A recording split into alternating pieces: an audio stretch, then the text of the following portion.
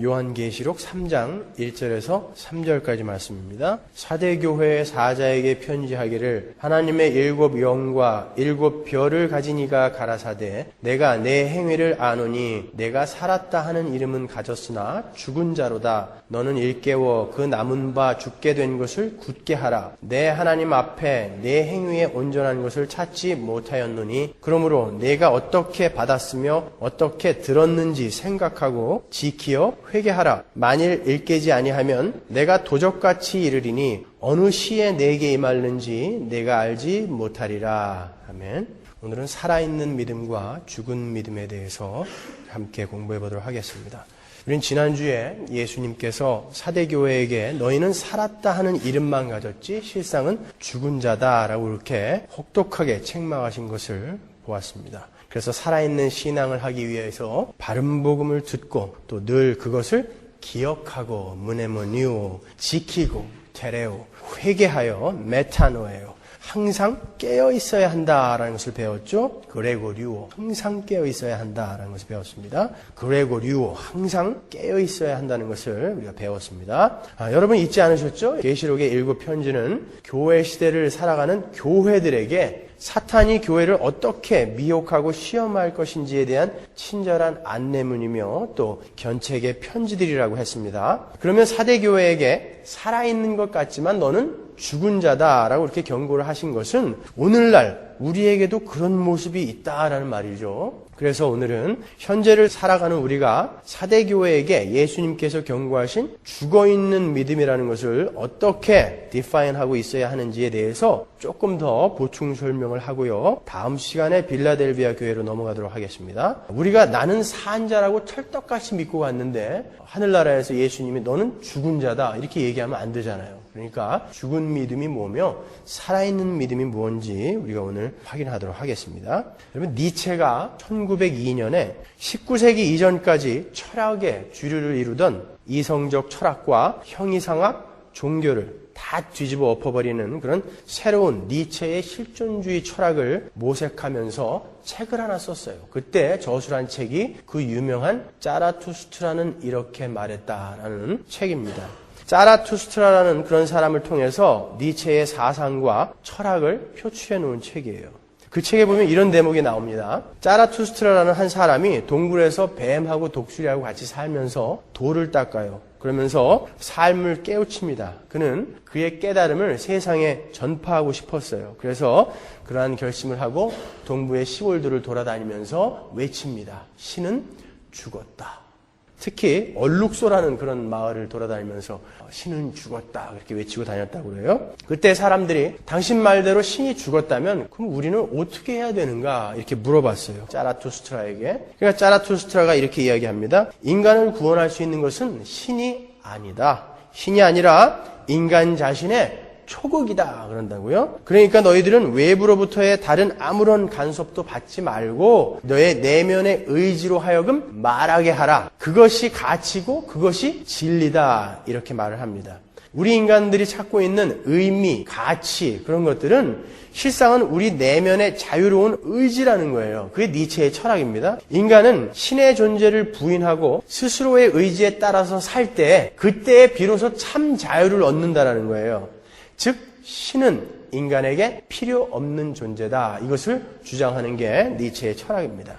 그 책은 나오자마자 하나님을 의도적으로 배격하고 싫어하는 그런 인간들의 죄성하고 딱 맞아 떨어져서 선풍적인 그런 반향을 가져왔습니다. 그리고 세상을 움직인 위대한 책, 그 위대한 책의 반열에 턱하니 올려졌어요. 지금도 인터넷에서 검색을 하면은 세상을 움직인 위대한 책 탁 치면은 자라투스트라는 이렇게 말했다가 꼭 들어가요. 얼마나 인기가 있었냐면은 리하르트 슈트라우스라는 사람이 그 자라투스트라는 이렇게 말했다라는 제목과 내용을 갖고 곡을 만들었어요. 그래서 굉장히 많은 사람들이 그 곡을 애청했죠. 요즘도 많은 CF 배경음악으로 나와요. 그리고 많은 영화에서 또 배경음악으로 쓰기도 하고, 지금까지도 그 책은 많은 철학도들과 신학도들에게 애독되어지고 있는 그런 책입니다. 이탈리아의 프로그레시브 락 그룹인 뮤제오 로젠바하라는 그런 그룹이 최근에 또 자라투스트라는 이렇게 말했다라는 노래를 만들어서 내용을 그대로 실어가지고 세계적으로 대히트를 했죠. 왜 사람들은 이렇게 신이 죽었다라고 외치는 그 소리에 열광을 하고 왜 거기에 박수를 보냅니까, 여러분? 타락한 인간은 신의 존재가 부담스럽기 때문에 그래요. 신이 시키는 대로 사는 게 싫기 때문에 그렇습니다. 그런데 하나님께서는 우리에게 신인식, knowing God, 하나님을 알 수 있는 지식을 우리에게 주셨다고요. 모든 죄인에게도 마찬가지예요. 신을 인식할 수 있어요. 그러니까 두려워요. 신을 부정하고 싶지만. 그런데 어떤 사람이 분연히 일어나서 신은 죽은 거야 이렇게 외쳐주니까 얼마나 좋습니까? 거기서 자유를 느끼는 거예요, 사람들이. 그러니까 거기에 열광을 하는 것입니다. 19세기, 20세기에 니체를 비롯한 수많은 철학자와 지식인들, 다수의 신학자들까지도 Death of God이라는 하나의 학파를 이루어서 그렇게 신의 죽음을 외쳤습니다. 인간은 아주 우수한 존재이며 점점 더 발전하고 있고 신은 그러한 인간에게 아무런 필요가 없는 존재라는 그런 진화론적인 사상이 인류의 정신을 지배했던 것입니다. 그러다가 세계 1, 2차 대전이 발발했죠. 그러면서 인간의 지식과 문명이 인간을 이롭게도 하지만 인간을 파괴하기도 하는구나 라는 것을 깨닫고 많은 사람들이 또 하나님께 이렇게 돌아왔어요. 그 전쟁을 통해서. 그런데 또 산업사회를 거치고 지식정보사회를 거치면서 또 세상이 풍요로워졌어요. 그러면서 인간들은 또 신을 부정하고 신으로부터 멀어져 가기 시작했다는 것이죠. 인간은 이렇게 풍요 속에서는 늘 신을 버려왔습니다. 이것은 인류의 역사가 시작된 이래로 계속해서 인간을 사로잡았던 마귀의 속임수인 것입니다, 여러분. 인간은 조금만 살기 편해지고 조금만 자신들을 부추겨주면 금방 자신이 신이 되어버리는 그러한 존재입니다. 그리고 이내 신의 보좌에 자기가 앉아서 자기를 중심으로 우주를 운행시키고 싶어 하는 것이 바로 인간이에요. 그것이 죄인들의 공통적인 속성입니다. 세상 사람들은 그렇다 치고 하나님의 자녀라는 사람들 안에도 그러한 Death of God 사상이 많이 침투해 있는 것을 아십니까, 여러분? 우리는 오늘 우리를 돌아볼 것입니다. 예수를 믿는다고 하는 사람들이 신의 존재를 그냥 교리 속에 갇혀있는 화석 같은 존재로 여기고 있거나 신은 멀리 있다가 자기가 필요하면 얼른 나타나서 자기의 필요를 채워주고 자기를 위로해주고 격려해주고 사랑해주는 그러한 하인 정도로 여기는 것을 우리가 왕왕 볼 수가 있죠. 예수를 믿는다고 하면서도 살아있는 하나님을 거의 인식하지 않고 살아가는 것입니다. 그것이 바로 현대인들이 누리고 있는 풍요의 결과인 거예요. 현대를 살아가는 인간들이 누리고 있는 풍요는 하나님 없이도 얼마든지 인간을 행복하고 안전하게 느끼게 해줍니다. 하나님도 이스라엘에게 그 점을 미리 경고하셨죠. 신명기 8장 11절로 가보겠습니다.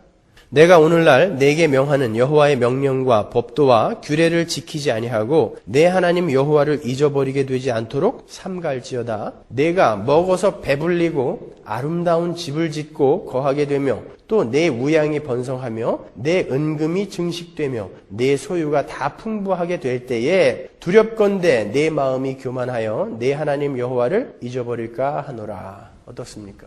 정확하죠? 이렇게 인간들이 만들어 놓은 힘, 가치 그런 것들은 오늘 예수께서 다시 오실지도 모른다는 그런 각오로 살아가는 종말적 신앙이라든지 우리는 저 하늘에서 다시 영광스러운 부활체로 부활해서 영원을 살 것이라는 그런 부활신앙, 즉 살아있는 신앙을 오히려 방해한다는 것을 우리는 성경을 통해서 배울 수 있어야 하는 것입니다. 그런 힘과 가치를 갖고 있으면서 소유하고 있으면서도 신앙생활을 잘하고 있는 사람은 정말 실력 있는 사람입니다, 여러분. 그래서 하나님은 신자들의 삶을 완벽하게 행복하게 놔두지 않으세요. 돈이 많은 사람은 건강이나 자식의 문제로, 또 너무 건강한 사람은 경제적인 문제로, 또 너무 머리가 똑똑한 사람은 또 훈련 교관을 보내서 여러 가지 방법으로 하나님을 잊지 않도록 도우시는 거예요. 그것은 하나님의 축복입니다. 안 그러면 인간은 금방 하나님을 잊어버리게 되기 때문에 그런 것입니다. 교회사를 봐도 교회 시대 전체를 통해서 그러한 죽은 신앙의 흔적들을 우리는 쉽게 찾아볼 수 있습니다. 하나님은 죽었다. 이런 마음으로 살아가는 신앙인들이 있었다라는 거예요. 하나님은 그때마다 하나님 백성들의 정신이 번쩍 들만한 그러한 일들을 허락하셨고 하나님의 종들을 통해서 또 영적 대각성 운동을 일으키셨습니다. 예수님 당시에도 하나님을 믿는다고 하는 사람들이 많이 있었죠. 바리새파, 사두개파, 에셈파로 대표되는 유대인들입니다. 하나님은 성경을 통해서 교회가 목숨 걸고 하나님을 믿는다고 하면서 어떻게 잘못 갈 수 있는가를 그들을 통해서 보여주시는 거예요. 그 중에 사두개파 사람들의 신앙을 오늘 짚어보면서 우리는 어떻게 그들처럼 죽은 믿음을 갖지 않을 수 있는가를 확실하게 공부하고 넘어가도록 하겠습니다. 진도 나가는 게 뭐 이렇게 중요해요. 확실히 알고 가야 되니까 죽은 믿음이 뭔지 오늘 확실히 공부하고 넘어가도록 하겠습니다. 마가복음 12장 18절로 가겠습니다.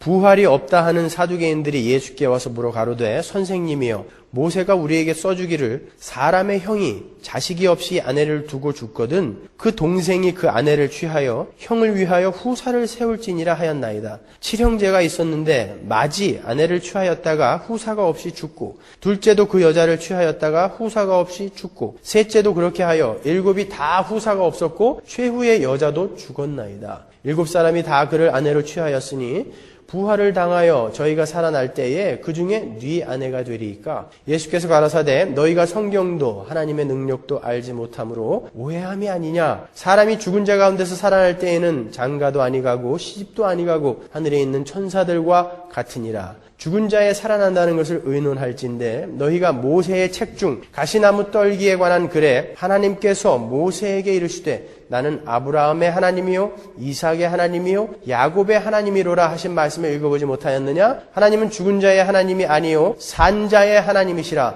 너희가 크게 오해하였도다 하시니라. 제가 전에 신구약 중간사 400년을 설명해 드리면서 사두개파가 어떻게 생겨났는지 말씀드렸죠. 사두개파 사람들은 유대인들의 특권층이었습니다.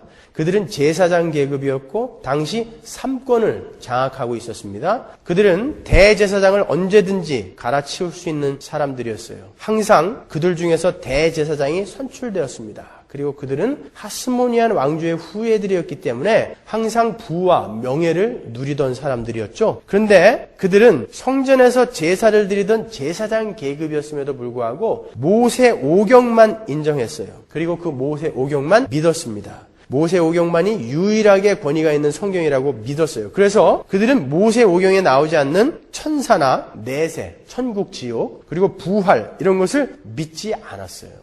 어떻게 그럴 수 있어? 그렇게 말씀하지 마시고 우리를 한번 돌아보자 말이에요. 여러분 정말 우리 천국 지옥을 믿으십니까? 여러분 정말 부활을 믿으세요? 그걸 믿는 믿음으로 오늘을 살고 계십니까? 제가 보기에는 많은 사람들이 천국과 지옥이 있다는 것을 별로 인식하고 살지 않는 것 같아요. 많은 사람들이 정말 우리가 부활해서 그 영혼을 살 것이라고 믿고 있지 않는 것 같아요. 사두개인들은 영원한 생명과 부활을 믿지 않는 현실주의자들이요 실존주의자들이었습니다. 그리고 그들은 헬레니즘 문화를 적극 수용하는 데 앞장섰던 사람입니다. 그리고 로마의 정책을 지지하고 그들에게 정치 자금을 갖다 바쳤어요. 그리고 로마가 주는 온갖 특혜를 다 누렸던 자들이 바로 사두개인들이에요. 그 말은 그들은 하나님을 섬긴다고 하면서 세상과 적당히 타협을 한 거예요. 로마와 타협을 해서 자기들이 받을 특혜는 다 받았어요.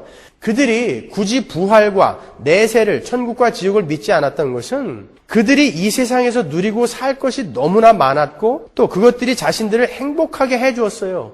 그들은 거기에 만족하며 살았습니다. 그런데 사두개인들에게 메시아가 천국과 지옥이 다윗의 왕국이 그런 게 왜 필요하겠어요? 그들은 그런 것에 관심이 없었어요. 너무 행복했거든요. 지금이 좋은데 왜 그런 걸 바라겠습니까?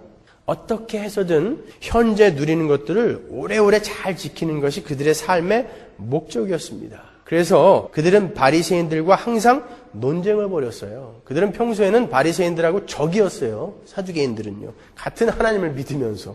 바리새인들은 그래도 어서 빨리 메시아가 와서 로마를 몰아내고 다윗 왕국을 재건해 주기를 오매불망 기다리던 메시아 대망 사상을 가진 사람들이었는데 사두개인들은 그 로마에 빌붙어서 자기들만 잘 먹고 잘 살고 있으니 얼마나 꼴보기 싫었겠어요.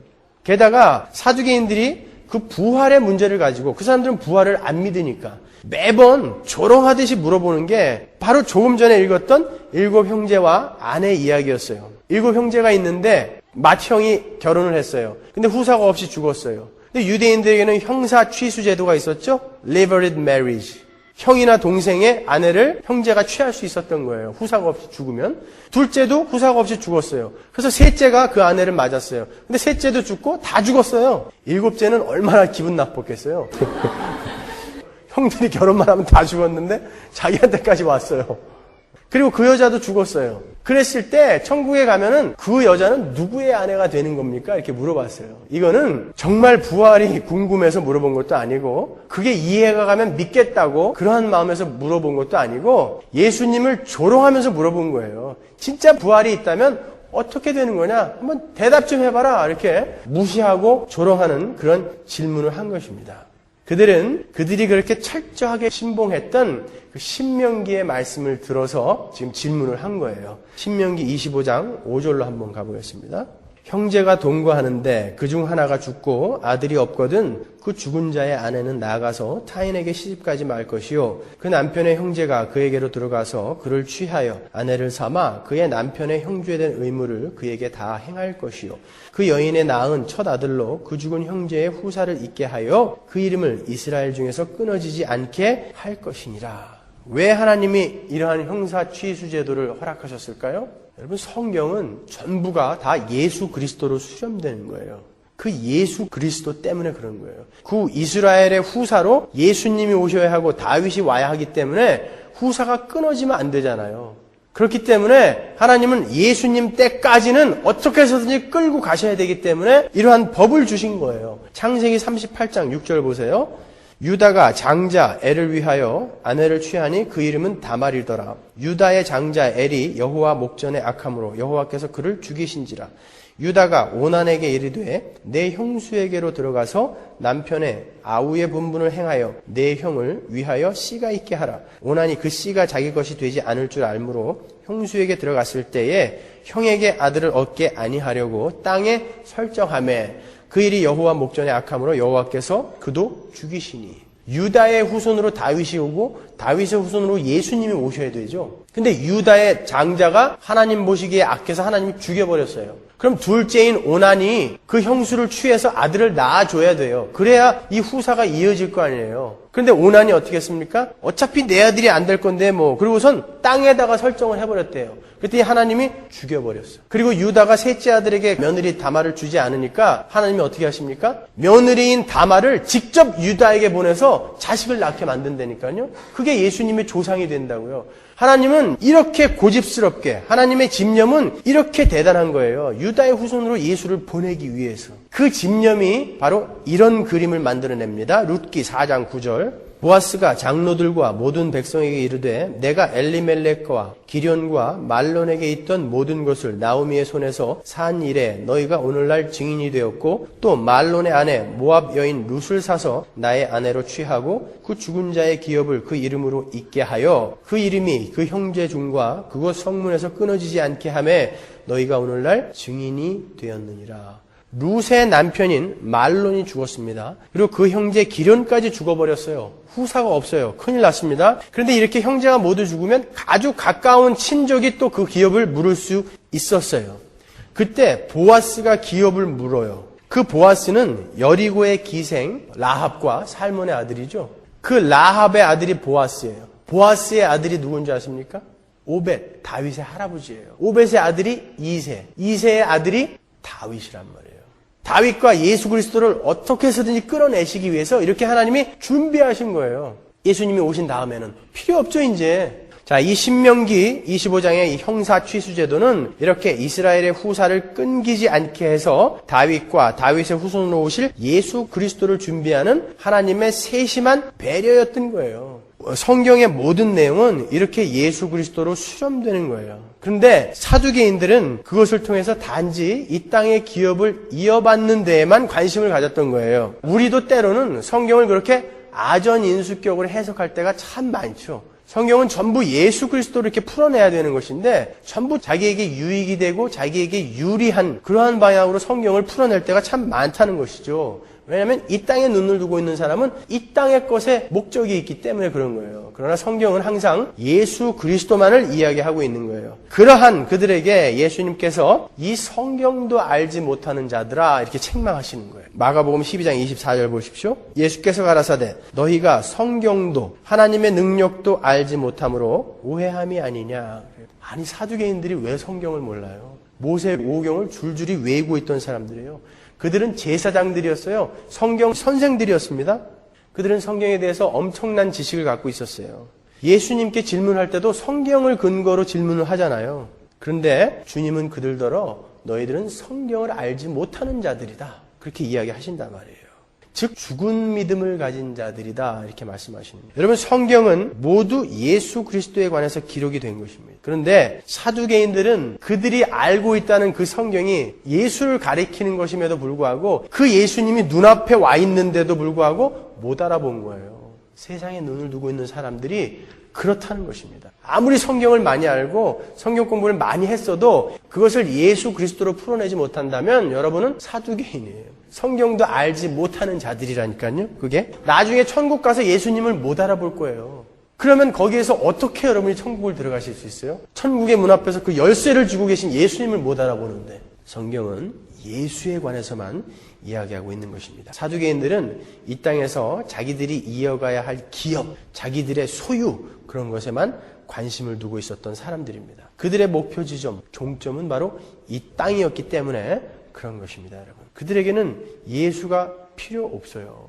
많이 누리고 살고 있고 지금도 행복하니까.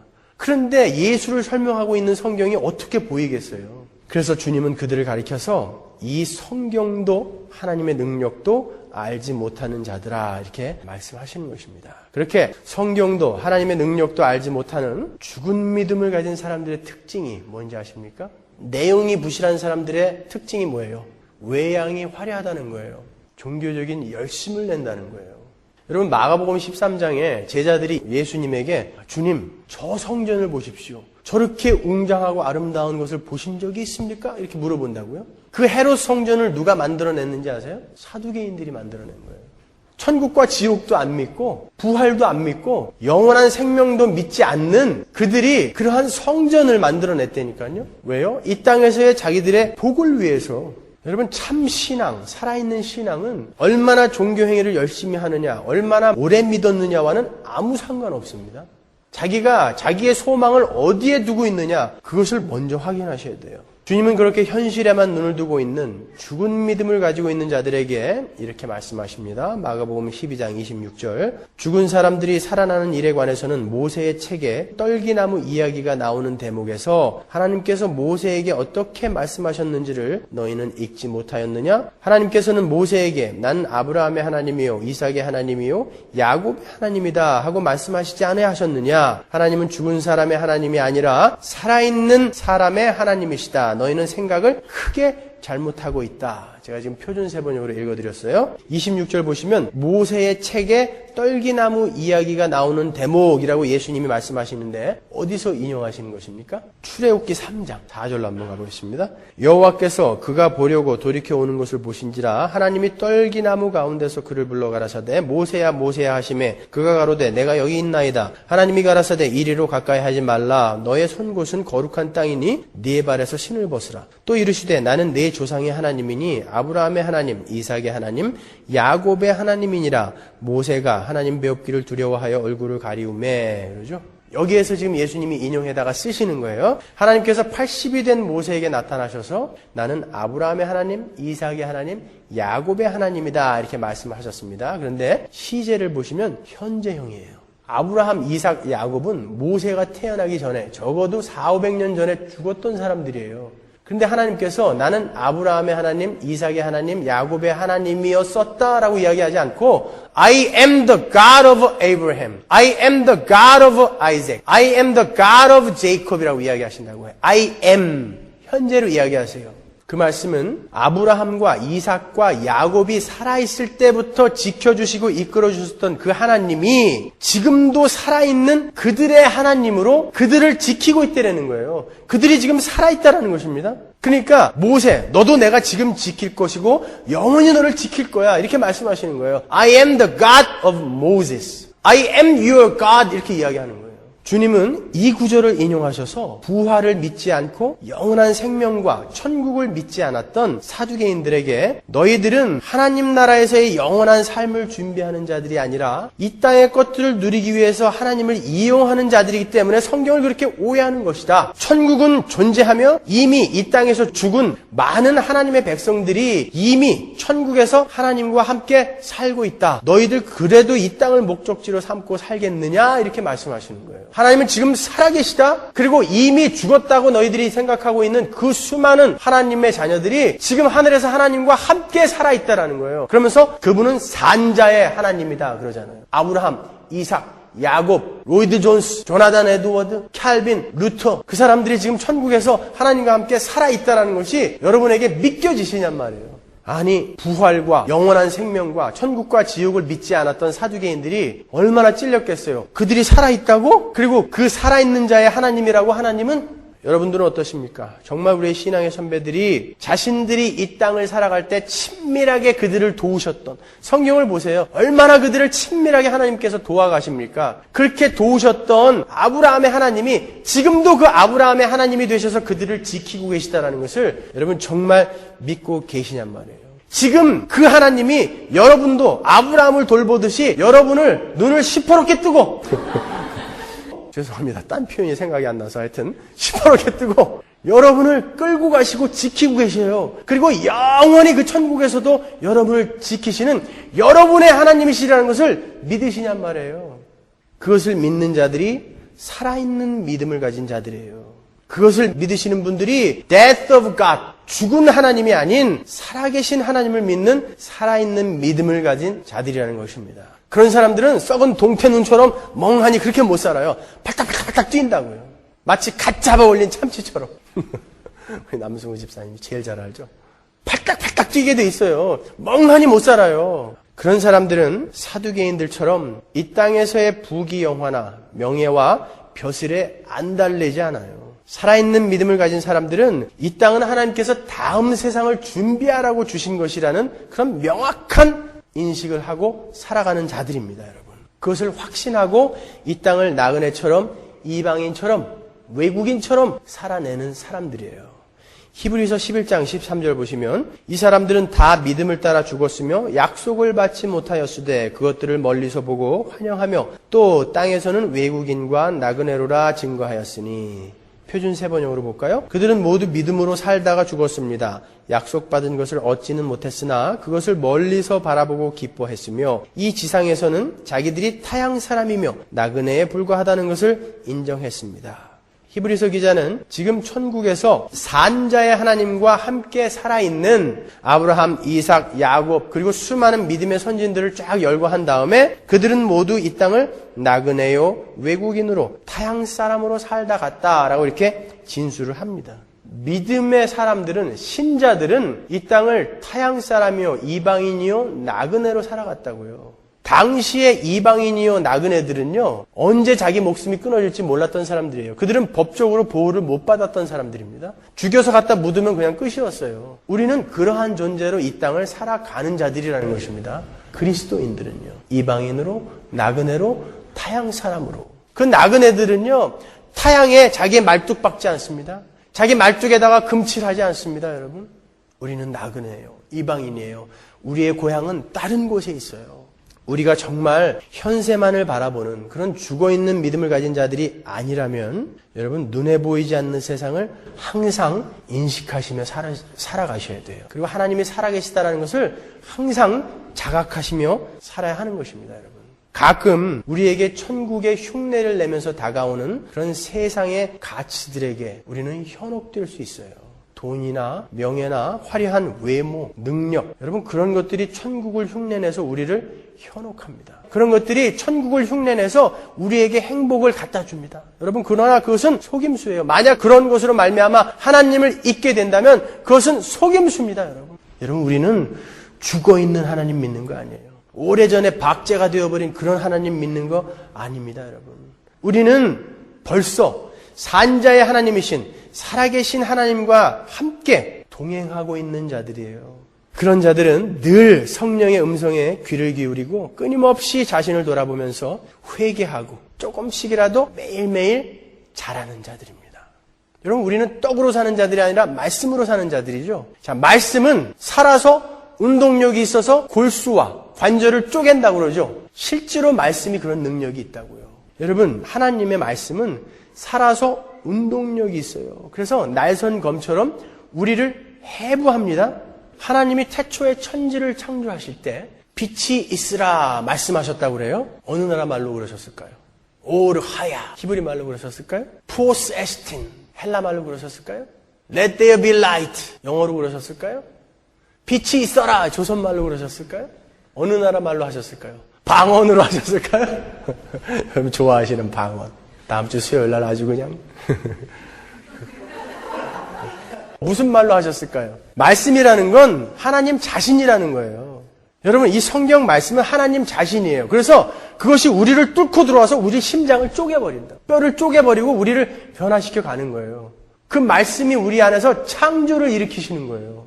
그러한 자들이 그 말씀으로 살아가는 자들이 어찌 그렇게 하나님 앞에 적나라하게 내가 드러나게 되는데 어찌 회개를 안 해요? 우리는 매 순간 회개합니다. 그렇게 회개를 하면서 우리는 자라가는 거예요. 조금씩. 여러분 죽은 자들은 절대 자라지 않습니다. 시체가 키가 자라는 거 보셨어요? 그렇지만 살아있는 자들은 자랍니다. 죄인들은 자라지 않으려는 속성이 있어요. 왠지 아세요? 자라면은 책임을 져야 되기 때문에 그래요. 미성년자가 범죄를 저지르면 훈방하죠. 왜요? 책임질 수 있는 나이가 아니기 때문에. 인간들은 책임을 지지 않기 위해서 자라지 않으려고 해요. 그러한 속성들이 있어요. 죄인들은요. 그들은 자신들이 자라서 책임을 감수하기보다는 자신들은 그대로 있고 환경이 변하고 다른 사람들이 변해주기를 원한다니까요. 우리가 어떠냔 말이에요. 지금 내가 자라서 내가 변해서 상황과 환경이 변하지 않고 다른 사람들이 변하지 않아도 그들을 품을 수 있는 자가 되려고 노력을 하는지 아니면 나는 가만히 있고 딴 사람들이 좀 변해주기를 원하는지 한번 생각해 보시란 말이에요. 여러분들이 지금 상황이 좀 변하고 다른 사람들이 변해서 나를 좀 품어줘 라고 생각하고 있다면 여러분은 지금 죽어 있는 거예요. 안 자라는 거예요. 자라는 사람들은 반드시 자기가 책임을 지게 돼 있어요. 살아있는 자들은 반드시 성숙과 성장이 있어야 돼요. 그리고 살아있는 믿음은 반드시 행함이 따라오게 되어 있죠. 야고보서 2장 26절 보죠. 영혼 없는 몸이 죽은 것 같이 행함이 없는 믿음은 죽은 것이니라. 죽은 믿음은 어떤 믿음이라고요? 행함이 없는 믿음이라는 거예요. 하나님께서 살아계셔서 나를 지켜보고 계시고 나의 영광스러운 부활을 위해서 노심초사 지금도 수고하고 계시다는 것을 아는 자들이 그리고 그 엄청난 천국이 나를 지금 기다리고 있다는 것을 자각하고 있는 자들의 삶 속에서 어떻게 행함이 나오지 않냐고요. 어떻게 맹하니 이렇게 살겠냐고요. 그 사람들이. 살아서 팍팍팍 뛴다고요. 이제 가야 할 곳이 있으니까. 여러분 행하다가 실패하고 실수하셔도 괜찮아요. 저도 무지 많이 실수합니다. 들키지 않아서 그렇지. 조마조마하게 살아요. 저는.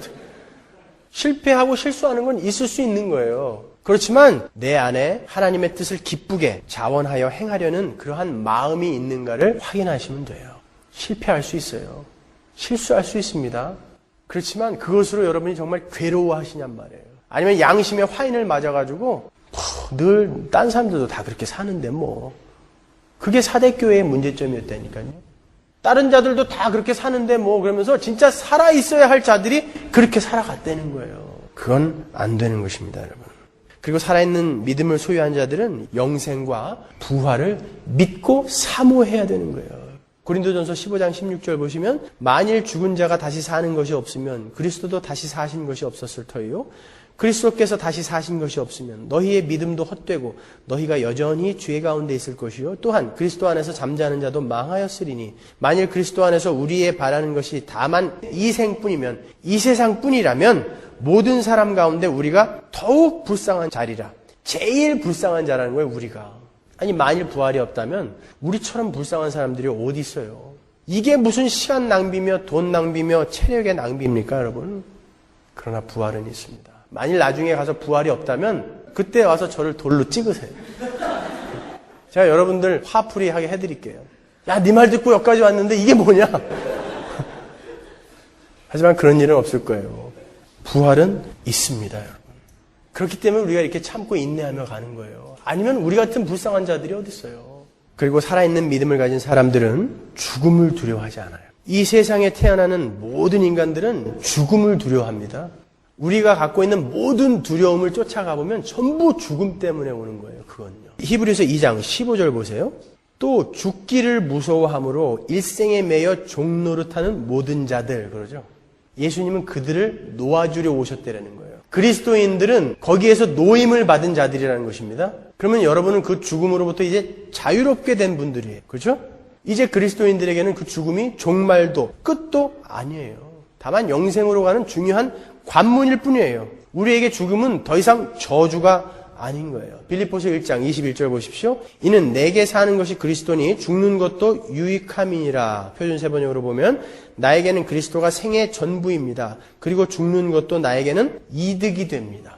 여러분 그렇게 사시냔 말이에요. 정말 죽는 게 여러분에게 이득이라고 그렇게 생각하시면서 살고 계십니까? 아니면 죽지 않으려고 벌벌 떨면서 살고 계십니까, 여러분? 우리 그리스도인들은 예수 그리스도께서 십자가에서 죽으심으로 말미암아 이 사망 권세를 이겼다라는 그 사실을 입으로 몸으로 살아내야 하는 자들이에요. 세상 사람들에게 증거해야 하는 자들이죠. 가장 확실하게 증거할 수 있는 방법이 뭡니까? 죽을 때 아주 소망스럽게 죽는 거예요. 그럼 세상 사람들이 진짠가 봐 그럴 거 아닙니까? 근데 평소에 예수 잘 믿는다고 하면서 여러분 천국 갑시다. 부활은 있습니다. 그렇게 떠들고 다니다가 죽을 때 하루만 더 살게 해주세요. 하루만. 어디 좋은 약 좀 없어요? 신유은사 있는 사람은 없어요? 쫓아다닌다면 여러분들 그게 어찌 예수 그리스도를 증거하는 자들이겠어요? 아니에요, 여러분. 우리 그리스도인들은 사망을 이기신 주님을 믿는 자들이에요. 이기셔야 합니다. 그 죽음을 두려워하시면 안 돼요. 우리의 삶 속에는 이제 코페르니쿠스적 변혁이 일어나야 되는 거예요. 대혁명이 일어나야 됩니다. 코페르니쿠스가 오기 전에는 전부 사람들이 지구가 가만히 있고 우주가 돈다고 생각했어요. 그래서 코페르니쿠스가 와가지고 아니다. 태양이 가만히 있고 지구가 도는 거다. 그랬더니 죽여버리려고 그랬다고. 죄인들은요. 자기가 우주의 중심이 돼야 돼요. 그래서 다른 것들이 하나님까지도 포함해서 다른 것들이 자기를 중심으로 돌아주기를 원합니다. 그러나 여러분 깨달으셔야 돼요. 하나님이 중심이고 우리가 그분의 영광을 위해서 살아가야 되는 것입니다. 여러분 이 세상에 금방 불타버릴 것들 그것들을 바라보시느라 그 살아계신 하나님과 영원한 그 하늘나라를 놓치시면 안 됩니다. 그게 죽은 믿음을 갖고 있는 사두개인들이었어요. 우리가 그 전철을 밟아서야 되겠습니까? 여러분 하나님을 자각하셔야 돼요. 정말 그 하나님이 살아계셔서 지금 이 순간도 나를 지켜보고 계시고 그 하나님이 영원히 나를 지키실 것이다라는 것을 여러분 믿으셔야 됩니다. 온 세상 사람들이 신은 죽었다라고 외친다 할지라도 우리는 알지 않습니까? 그분이 살아계셔서 우리를 지금 지켜보고 계시다라는 것을 이 역사를 경륜해 가고 계시다는 것을 우리는 알지 않습니까? 하나님은 살아계세요. 그리고 영원히 살아계십니다. 영원히 우리를 지키실 겁니다. I am the God of Abraham. I am the God of Isaac. I am the God of Jacob이라고 말씀하신 그 하나님이 I am the God of 은지. I am the God of 호준이. I am the God of 승우. 이럴 때 이름 한번 불러보죠. 언제 불러보겠습니다. 그렇게 살아계셔서 오늘도 나는 바로 너희 하나님이여. I am your God. 이렇게 이야기하고 계시다고요. 하나님은 살아계셔요. 여러분 정말 참치처럼 튀어오르셔야 돼요. 잠들어 계시면 안 돼요. 멍하니 사시면 안 돼요. 이 영적 전투의 현장은 치열한 거예요. 살아계셔야 돼요. 바닥바닥바닥 뛰는 모습을 좀 보여주세요. 눈을 뜨십시오. 정신을 차리십시오, 여러분. 다시 한번 말씀드립니다. 세상 것 바라보느라, 세상 걱정하느라 그 하나님 놓치지 마십시오. 기도하겠습니다.